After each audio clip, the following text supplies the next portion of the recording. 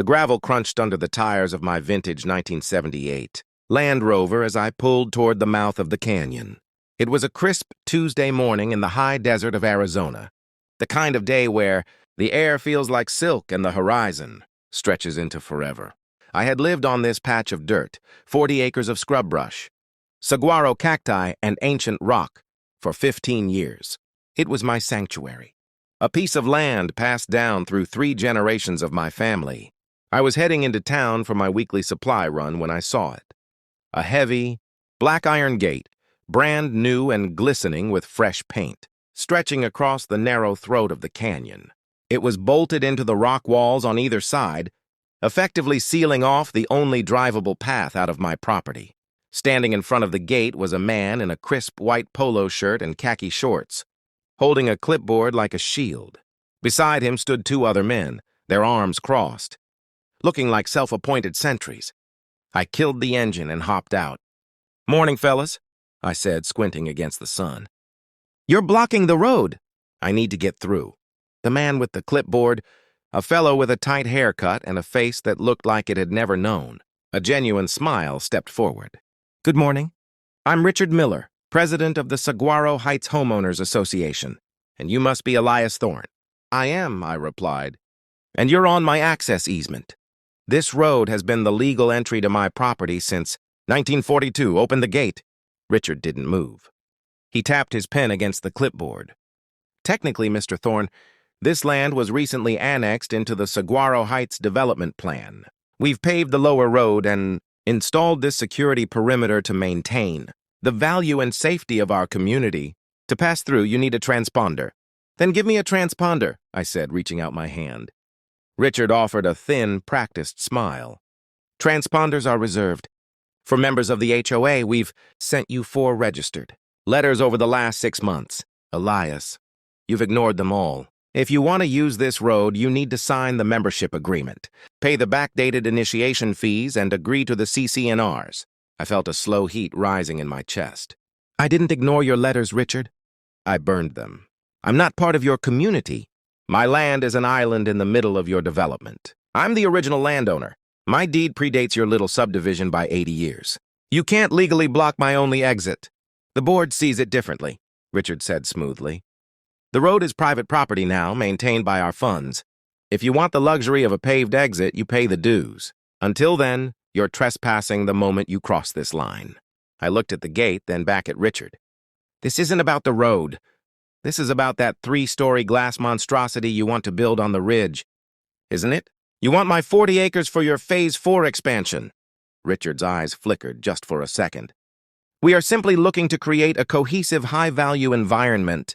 Your rustic lifestyle doesn't exactly fit the aesthetic. Sign the papers, join the HOA, and we can discuss a very generous buyout for your acreage. Otherwise, you're staying right where you are."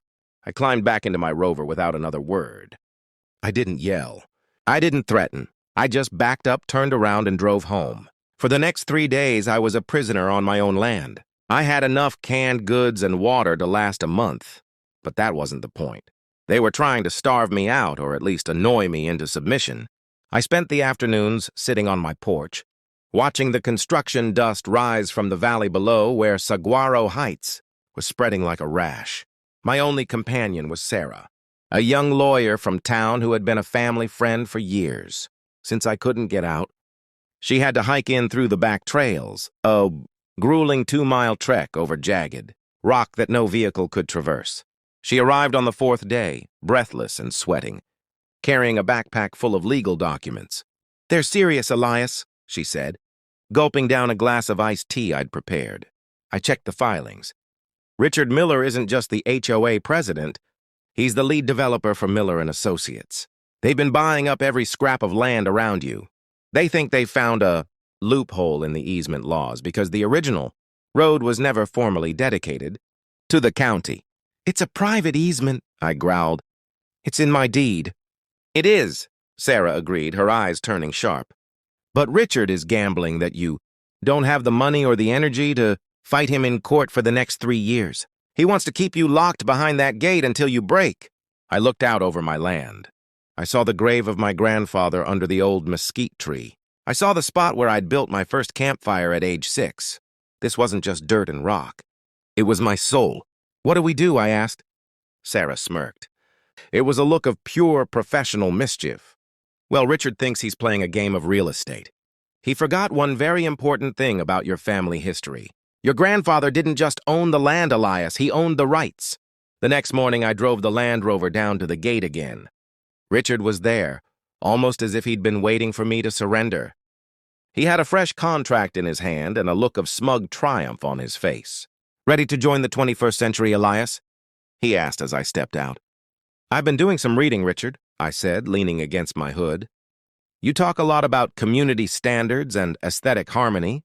You've got rules about the height of grass, the color of front doors, and even what kind of pets people can have. Consistency is the key to value," Richard stated. "I agree," I said. "And I noticed something in your HOA charter.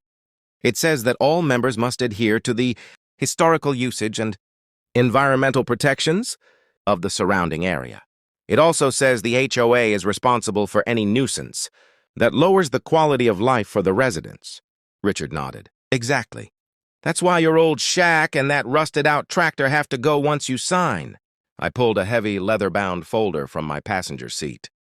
"This is the original land grant from 1912. It's been verified by the state archives. See, Richard, my grandfather was a miner, and when he bought this land, he didn't just buy the surface. He bought the mineral rights, the water rights, and most importantly, the industrial usage easement for the entire canyon floor." Richard's smile faltered. "What does that mean?" "It means," I said, stepping closer to the gate, "that this road you paved, it's not just a road. According to the original title, it's a primary haul road for mineral extraction. And since I am the sole owner of the mineral rights for the entire drainage basin, I have the exclusive right to determine the traffic type on this path." I pointed to a dusty flatbed truck that had just pulled up behind me, driven by a cousin of mine. On the back was a massive industrial-grade sign. "I'm opening a granite quarry, Richard," I said. "Right there, at the top of the hill. I've already filed the intent to operate permit with the state. Since this is my only exit, I'll be running 60-ton gravel trucks down this road every 45 minutes, 24 hours a day. I'm sure your residents in their $2 million villas will love the sound of Jake brakes and the smell of diesel at 3 a.m. Richard turned pale. You can't do that. This is a residential zone." "No," Sarah said, stepping out from behind the Land Rover. "It's a residential zone now.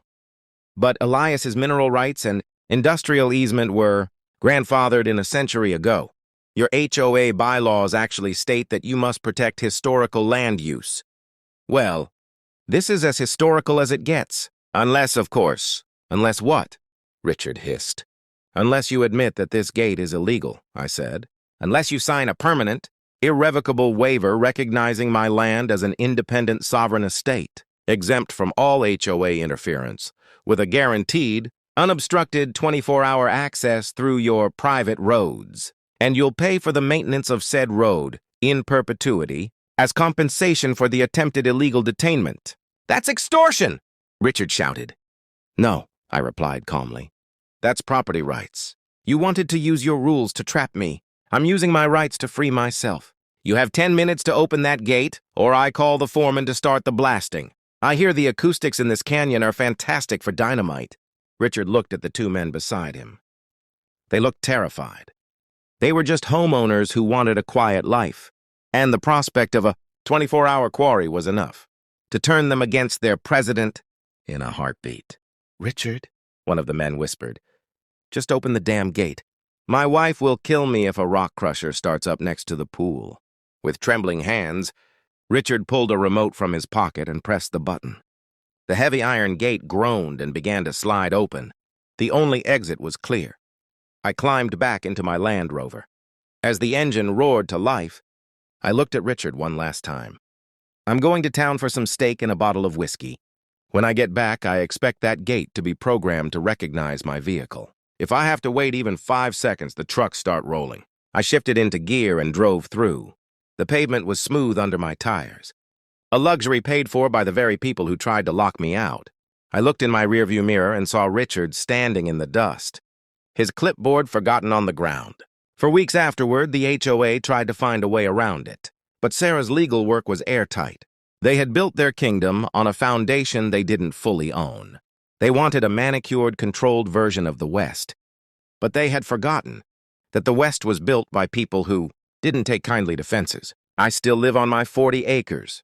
The Saguaro Heights signs are still there, and the houses are still expensive, but there's a strange, respectful silence whenever my old Land Rover rattles through their gated entrance. They know that behind my weathered fence sits a man who owns more than just dirt. I own the history beneath it. The HOA is still there, fussing over the shade of beige for someone's mailbox or the placement of a lawn gnome. But they don't send me letters anymore. They don't knock on my door. And they certainly don't block my path. I found the HOA blocking my only exit, trying to force me into their world. But in the end, I reminded them of a simple truth. You can build all the gates you want, but you can't fence in a man who knows exactly where he stands. The landowner always has the final word. As I sat on my porch that evening, watching the sun dip below the mountains, painting the sky in shades of violet and gold, I took a sip of my whiskey. The desert was quiet, the air was still, and the road was open. I was home, and for the first time in a long time, the world felt exactly as it should. The HOA had unfolded their plans, but I had unfolded the truth, and the truth was a lot harder to move than a gate.